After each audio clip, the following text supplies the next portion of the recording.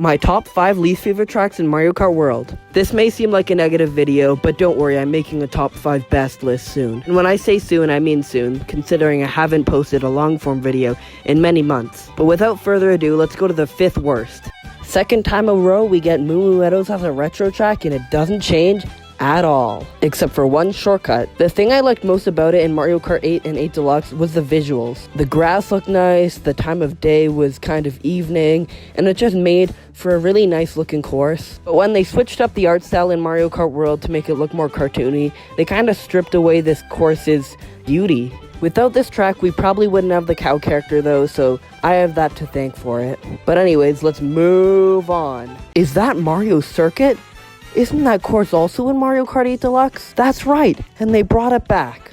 They brought it back for Mario Kart World. Unlike Moo Moo Meadows, however, there are some differences. Blended the 3 Mario circuits together, not counting the 4th one because Nintendo doesn't really care about that one, and made this course that feels pretty uninspired. I've never liked the Mario circuits in any Mario game because unlike what they do with Bowser's Castles or Rainbow Roads, this just stays the same all the time. Here are a lot of nitpicks. I don't like the sand. Why is there sand on this course? Why couldn't it be grass? Why are the borders still pixelated color blocks? Why is there 1 bit of elevation on the course? And why does the music never sound good? I like the Mario statue though, and the donuts seem to be a reference to Donut Plains, which is always cool to see, but makes me wish it replaced Mario Circuit. Number 3, a course that had so much potential, Peach Beach. From the GameCube to the Wii to Mario Kart World. In the first 2 games, I thought it was a fun little course. Nothing too special, but it was fun. And now you only get to do the fun part once. Then you take this seemingly interesting path up to a castle, but it's not actually interesting. But oh, you get to glide. By the way, did you know that going straight in these 2 sections is actually the fastest way to go?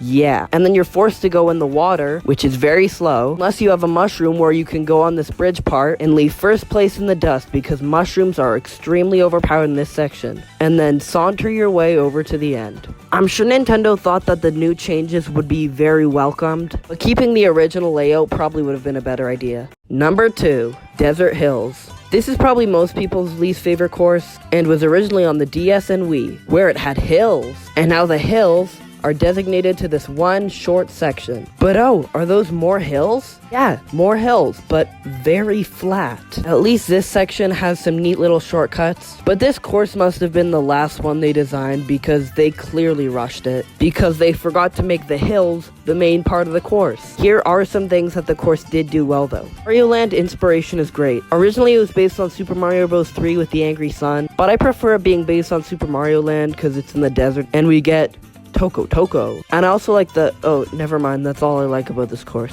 Yeah, that's how bad it is. Speaking of bad, the number 1 is Koopa Troopa Beach. Another SNES course, but for some reason it's not combined with Koopa Troopa Beach 2. Why? I don't know. Anyways, in the course you just spin around 5 times. At least they appeased the Baby Park fans, except that course is actually chaotic and this one's just boring. A shortcut in the entire course. That's right, 1. This is literally the most interesting part of the course, by the way. This little bumpy section with the Cheeps. I'll end with the pros, though. And it pained me to put this at last place, because in terms of music, this might just be first place out of all 30 tracks. Take a listen.